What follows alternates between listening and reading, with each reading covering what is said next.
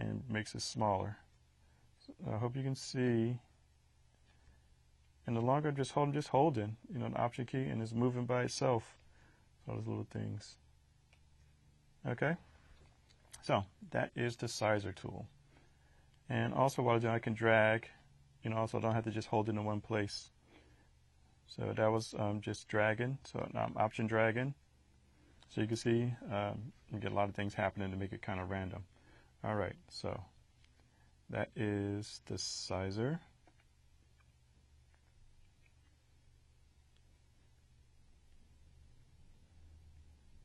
Yeah, I just want to choose a stroke here so I can check this off. And choosing the, oops.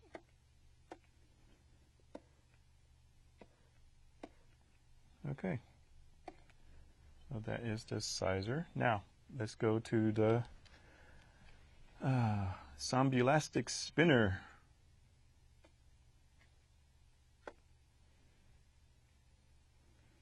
All right, oops, show you what it says. Okay, there are no shortcuts keys for this, so we just go along with it. So just make sure I select it, and now you see the little arrows that shows you the direction things will be moved around in. So here, let's see, I'm moving one instance of the symbol at a time.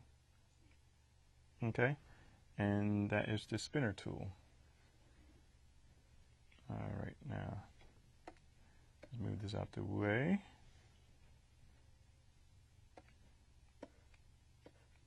And now let's go on to the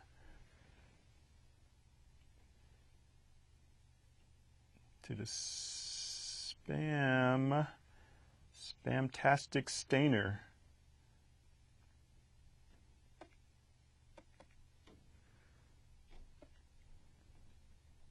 All right, so you hold down the Option key to decrease the amount of colorization, and hold down the Shift key to maintain tint intensity of previously stained instances. So now what I'm going to do is choose a color, because these are red. And let's see, I'm going to choose green here.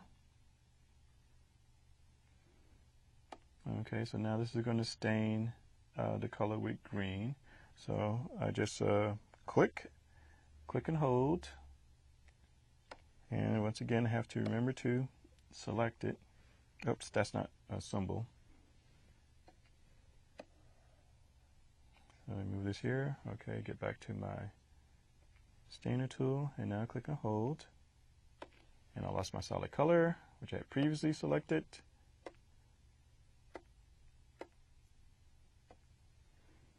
Okay, everything should be in place now for me to just hold. And you see it picks up the color that's there. Okay, so now when I Option click,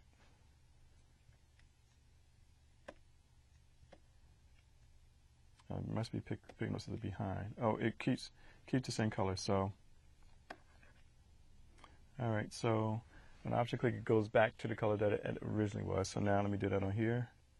So you can see, one by one, it's going back to the original color, and it's keeping depending on how I hold it down. And with pressure, this really works very well because it creates tints of the color. All right. So that is the stainer. Move this out the way.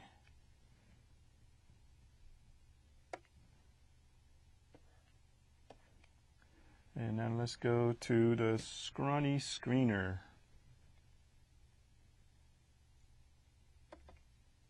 Oops. Okay, well, that's good. All right, hold on the Option key to decrease transparency. So I just select it. And what I'm going to do is click. And you can see that made it transparent. So let me just bring it back in case you didn't see that. So my Option click. And you can see it's coming back slowly to 100%. Now also I can drag it. So you see all those things that are made transparent, and the leaves and stuff. So that is the screener to increase and decrease the transparency. And let me do one over here so you can see. So now it's gone completely. So let me just Option click to bring it back. Okay, so that is the screener.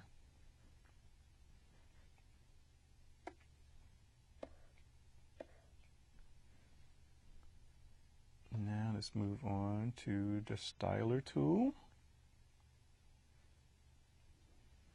Oops, let's see. Okay, so hold down the Option key, so I'm pretty much using the same key most of the time to decrease the style intensity, and hold down the Shift key to maintain the style intensity of previously styled instances. Now, you're using this tool in conjunction with your graphic styles.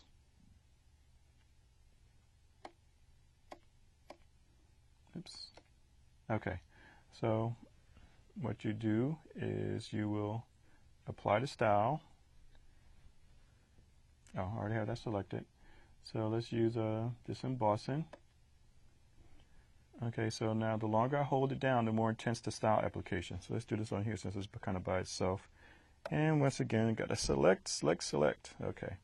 So the longer I hold, the more intense the style. So I'm not holding that long. So you see it put the bevel, applied the bevel to it. Okay, let's choose another style, dusk. Okay, and that's a little bit transparent, so that's why it has that color there applied to it. So we hold down a little bit longer. And you see it gets a little bit darker. So it gets rid of the transparency. You can see how it's interacting with a lot of things. So you get some pretty cool effects happening there. All right. Now, let's, so we're finished with the screener. Put that back. Check this off. Finished with the styler, I should say.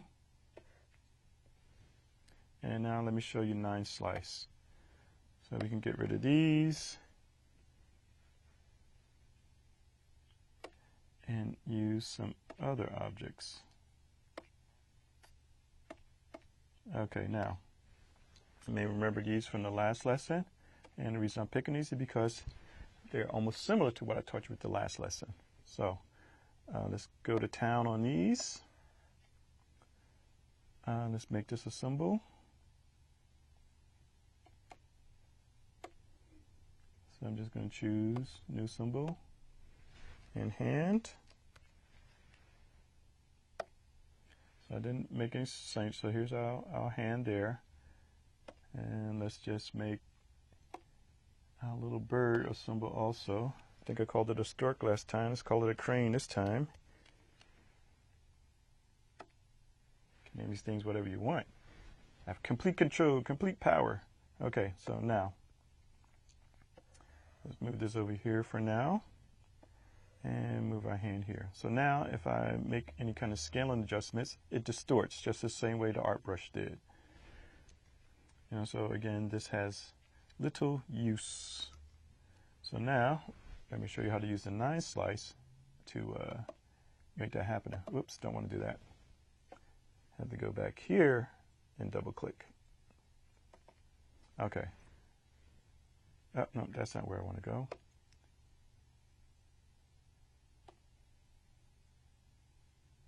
Symbol options. Okay, so now here you have enable guides for 9 slice scaling. So I'm going to click that. Okay, now I want to double click. Okay, now I want to double click. Okay, now you see 2 sets of vertical lines, 2 sets of horizontal line. Now whatever inside the square, where inside that square is not going to distort.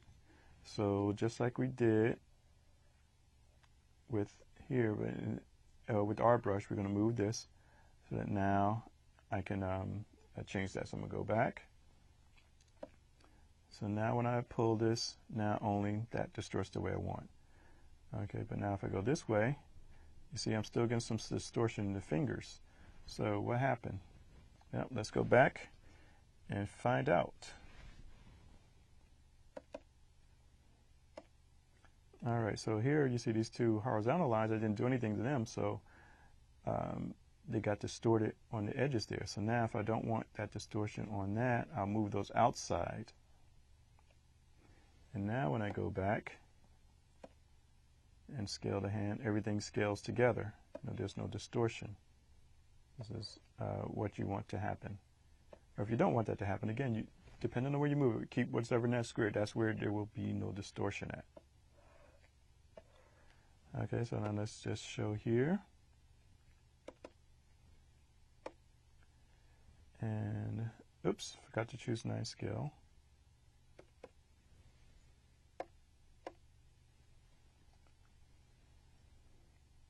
So go to symbol options, enable guides for 9 scale slicing, 9 slice scaling, I should say. And now let's double click. All right, so I want to get the bird here, so it's just the legs. And bring this outside. So now everything's inside this rectangle. Is not going to scale. Just what's inside the rectangle is going to scale. Sorry. Thanks for correcting me. Okay, you're good people, good people. All right, so now I'll just pull this, and I got my long-legged crane. All right, so that is 9 slice. That is your lesson on all the symbolism. All of these are called symbolism tools. Everything here is symbolism tools. The 9 slicer is something you can use on anything when you want to start scaling your instance. Oops. Okay, so there will be a homework assignment attached to this. So do that homework assignment and come back next week. Well, not next week. I don't know when you're going to come back. Just come back for the next lesson because we're getting close to wrapping up this introduction to Adobe Illustrator, and hope you're getting a lot out of it. And remember, go out and just create.